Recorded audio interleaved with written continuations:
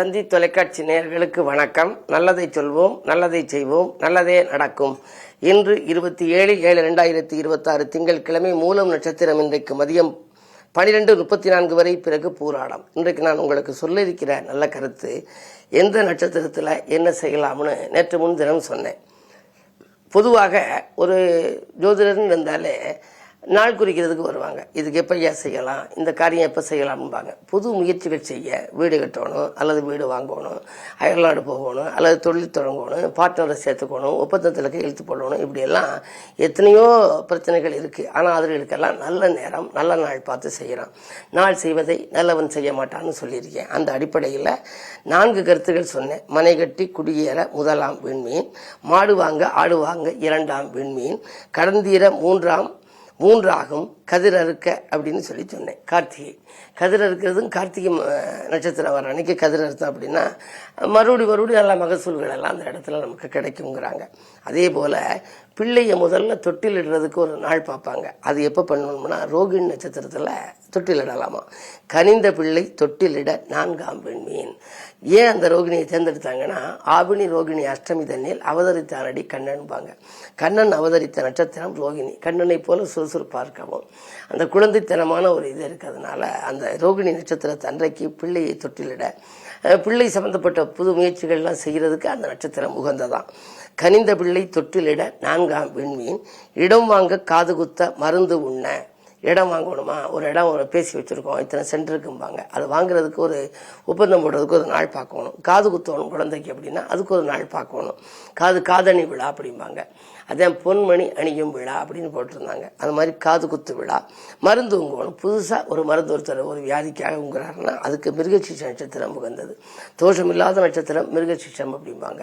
அந்த மிருகசீஷ நட்சத்திரத்தில் இடம் வாங்கினோம்னா அந்த இடம் நிலைக்குமா. இப்படி ஒவ்வொரு காரியங்கள் நாம் செய்வதற்கும் எந்த நட்சத்திரம் பார்த்து எந்த நாள் பார்த்து வாங்கினால் நல்லது என்பதை நீங்கள் அறிந்து கொள்ள வேண்டும். நாள், திதி, யோகம், கரணம், நட்சத்திரம், இந்த 5 அங்கங்களும் சேர்ந்ததுதான் பஞ்சாங்கம் என்பது.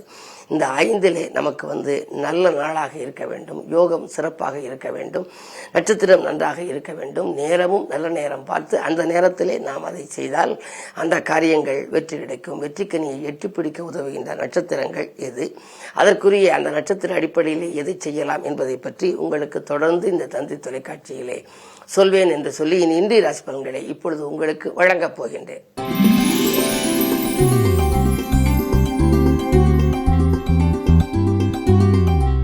மேசராசி நேயர்களே, உங்களுக்கெல்லாம் இன்று சந்தித்தவர்களால் சந்தோஷம் கிடைக்கின்ற நாள். இன்று நீங்கள் சிந்திக்காது செய்த காரியங்களில் கூட சிறப்படைவீர்கள்.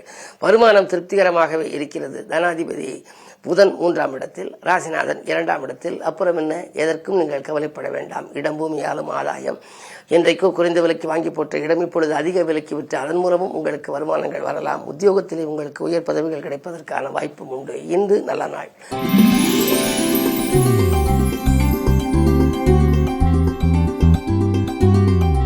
ரிஷபராசினியர்களே, உங்களுக்கு இன்றைக்கு சந்திராஷ்டமம். எது செய்தாலும் கொஞ்சம் யோசித்து செய்ய வேண்டும். ஆலய வழிபாட்டிலே ஆர்வம் காட்டுவது நல்லது. அலைச்சலுக்கேற்ற ஆதாயம் கிடைக்காது என்றாலும் கூட காரியங்கள் கடைசி நேரத்தில் கைகூட வேண்டுமானால் கடவுள் வழிபாடு உங்களுக்கு முழுமையாக தேவை. ஒரு சிலருக்கு இடங்களை வாங்கியதை விற்கக்கூடிய சூழல் உருவாகலாம். மதிப்பும் மரியாதையும் தக்க வைத்துக் கொள்வது அரிது. அருகில் இருப்பவர்களை அனுசரித்துக் கொள்ளுங்கள். தானுண்டு தன் வேலையுண்டு என்று இருப்பது நல்லது.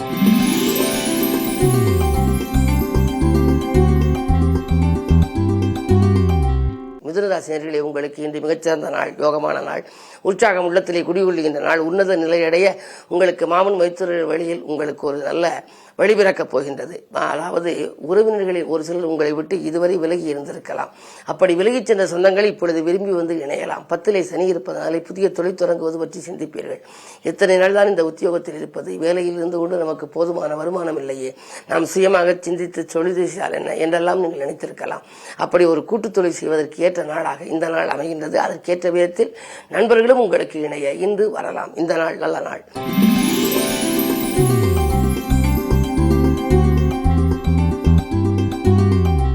கடகராசி நேயர்களே, உங்களுக்கு இன்று அற்புதமான நாள், வெற்றிகரமான நாள். ராசியிலேயே குருவினுடைய பார்வை உங்கள் ராசிக்கு 5ல் பதிவதனாலே பிள்ளைகளுடைய எதிர்கால நலன் கருதி நீங்கள் எடுத்த முடிவு வெற்றி தரும். அவர்களுக்காக நீங்கள் அவர்கள் அயல்நாடு சென்று படிப்பதாக இருந்தாலும் சரி, அல்லது அயல் மாநிலம் செல்வதாக இருந்தாலும் சரி, வேலைக்கு செல்வதாக இருந்தாலும் சரி, பிள்ளைகள் சம்பந்தமாக எந்த புது முயற்சி எடுத்தாலும் அதில் உங்களுக்கு வெற்றி கிடைக்கும். அதிகாரிகளாலும் அனுகூலங்கள் உண்டு. அரைகுறையாக இருந்த காரியங்கள் எல்லாம் முழுமையடையும். அரசியல் களத்தில் இருப்பவர்களுக்கு நல்ல பொறுப்புகள் கிடைக்கலாம். நல்ல அதிகார அந்தஸ்து கூட கிடைக்கும் வாய்ப்பு உண்டு. இன்று நல்ல நாள்.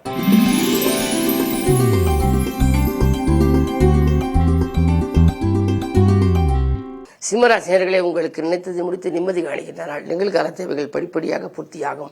நிலையான வருமானத்திற்கு வழியமைத்துக் கொள்வீர்கள். அது மட்டுமல்ல, உயர்ந்த மனிதர்களை சந்திப்பால் வாழ்க்கையில் ஒரு உன்னத நிலை உங்களுக்கு வரப்போகின்றது. இன்று வாங்கல் கொடுக்கல்கள் சீராகவும் சிறப்பாகவும் இருக்கும். பெண்வெளி பிரச்சனைகள் அகலும். இன்று நல்ல நாள். இன்றைக்கு திங்கட்கிழமை என்பதனாலே சோமாஸ்கந்தரை வணங்குவது நல்லது.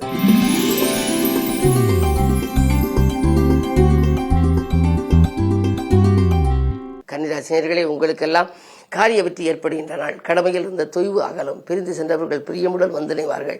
பிரச்சனைகள் படிப்படியாக குறையலாம். 10லே புதன் இருப்பதனாலே தொழில் தொடங்குவது பற்றி சிந்தனை அதிகரிக்கும். உத்தியோகத்திலிருந்து விடுபட்டு சுயமாக தொடங்கலாமா, விஆர்எஸ் பெற்றுக்கொண்டு வெளியில் வரலாமா என்றெல்லாம் சிந்திப்பீர்கள். உங்கள் ராசிக்கு 7லே சனி வக்கர இயக்கத்தில் இருப்பதால் ஆரோக்கியம் படிப்படியாக சீராகும். மாற்று மருத்துவம் அதை சீராக்கும். அது மட்டுமல்ல, ராகு 6ல் இருப்பதனாலே அஷ்டலட்சுமி யோகத்தினுடைய விளைவாக புதிய ஒப்பந்தங்கள் உங்களுக்கு இன்று வரலாம். வரும் ஒப்பந்தங்கள் உங்களுக்கு நன்மை தரும், வளர்ச்சி தரக்கூடியதாகவே இருக்கலாம்.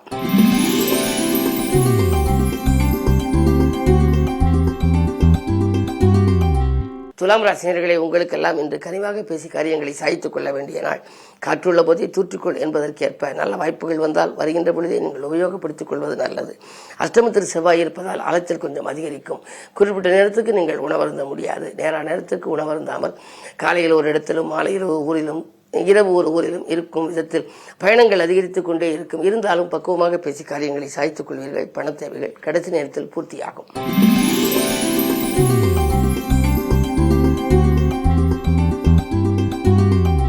விருச்சிக ராசினியர்களே, உங்களுக்கெல்லாம் வெற்றிக்குரிய தகவல் வீடு வந்து சேர்கின்ற நாள். இன்று வீட்டு உபயோகப் பொருட்கள் வாங்குவதிலே கவனம் செலுத்துவீர்கள். மதிப்பு மரியாதையும் உயரும். அதே நேரம் அரசு வழியில் உங்களுக்கு ஆதாயம் தரும் தகவல் கிடைக்கலாம். தற்காலிக பணியில் இருப்பவர்களுக்கு உத்தியோகத்தில் நிரந்தர பணி கிடைக்கக்கூடிய சூழலும் உண்டு. பஞ்சமஸ்தானத்தில் சனி இருப்பதனாலே குழந்தைகள் வழியில் நீங்கள் எதிர்பார்த்த நற்பலன்கள் நடக்கும். திருமணம் போன்ற சுபகாரியங்கள் நடைபெறுவதற்கான அறிகுறிகள் தென்படுகின்றன. இல்லத்திலே மங்கள ஓசை கேட்கும் சூழல் உண்டு. இன்று நல்ல நாள், யோகமான நாள், வருமானம் உயரும் நாள்.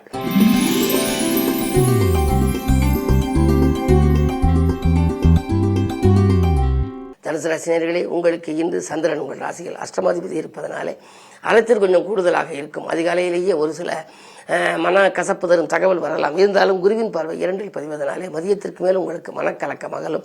பணப்புழக்கம் அதிகரிக்கும். பொது வாழ்விலே புகழ் கூடும். பாகப்பிரிவினர்கள் சுமூகமாக முடியலாம். முன்னோருடைய சொத்துக்களில் முறையான பங்கீடுகள் கிடைக்கும். பெற்றோர் வழியில் இருந்த விரிசல்கள் அகலும். கூட்டு முயற்சியிலிருந்து விலகி தனித்து இயங்கலாமா என்று சிந்திக்கின்ற நாளாக இந்த நாள் உங்களுக்கு அமைகின்றது.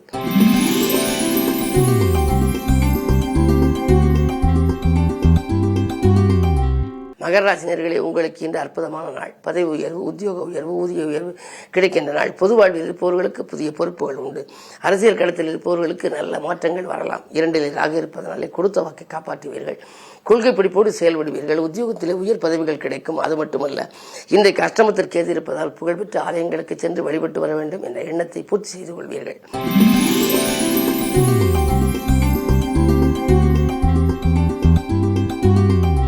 கும்பராசினியர்களே, உங்களுக்கெல்லாம் இன்று அற்புதமான நாள், யோகமான நாள். எண்ணங்கள் எளிதில் நிறைவேறுகின்ற நாள். எதையும் துணிந்து செய்து முடிவு வெற்றி உங்களுக்கு கிடைக்கும். சுபகாரிய பேச்சுக்கள் கைகூடலாம். 2ல் சனி இருப்பதனாலே கொடுத்த வாக்கை காப்பாற்றுவீர்கள். அதே நேரத்தில் உங்களுக்கு 6ஆம் இடத்திலே குரு இருக்கின்றார். 6ல் குரு இருந்தாலும் ஊரில் பகை என்பார்கள். எனவே ஒரு சில முன்னேற்றத்தை மற்றவர்களிடம் தெரிவிப்பதை குறைத்துக் கொள்ள வேண்டும். அருகில் இருப்பவர்களின் ஆதரவு கிடைக்க வேண்டுமானால் நீங்கள் கொஞ்சம் நிதானத்தோடு செயல்படுவது நல்லது.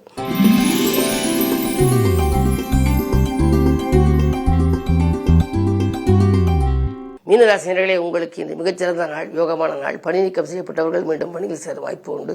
புது முயற்சியில் ஈடுபட்டவர்களுக்கு புது முயற்சியில் வெற்றி கிடைக்கும். ஜென்மச்சனி என்று இருப்பதனாலே அது வக்கர இயக்கத்தில் இருப்பது ஒரு வழிக்கு நன்மைதான். எனவே கெட்டவன் கெட்டில் கெட்டிடும் ராஜயோகம் என்பதற்கேற்ப நினைக்க இயலாத அளவுக்கு ஒரு சில நல்ல மாற்றங்களும் உங்களுக்கு வரலாம். உத்தியோகத்தை பொறுத்தவரை இழந்த வேலை சிலருக்கு கிடைக்கும். பணி நீக்கம் செய்யப்பட்டவர்கள் மீண்டும் பணியில் சேருவார்கள். மேலதிகாரிகள் இணக்கமாக நடந்து கொள்வார்கள். 4ஆம் இடத்திலே புதன் இருப்பதனாலே இடம் பூமி சம்பந்தப்பட்ட வகையில் எதிர்பார்த்த நற்பலன்கள் உங்களுக்கு கிடைக்கப் போகின்றது. அரசியல் களத்தில் இருப்பவர்களுக்கு நல்ல பொறுப்புகள் கிடைக்கும். 6ஆம் இடத்திலே சுக்கிரன் இருப்பதனாலே இன்றைக்கு அசுரகுரு அள்ளி கொடுக்கக்கூடிய விதத்தில் இருப்பதனாலே தொழில் எதிர்பார்த்ததை காட்டிலும் கூடுதல் லாபம் கிடைக்கலாம். பணியாளர்கள் பக்குவமாக நடந்து கொள்வார்கள். மேலும் விவரங்கள் அறிய தினத்தந்தி படியுங்கள்.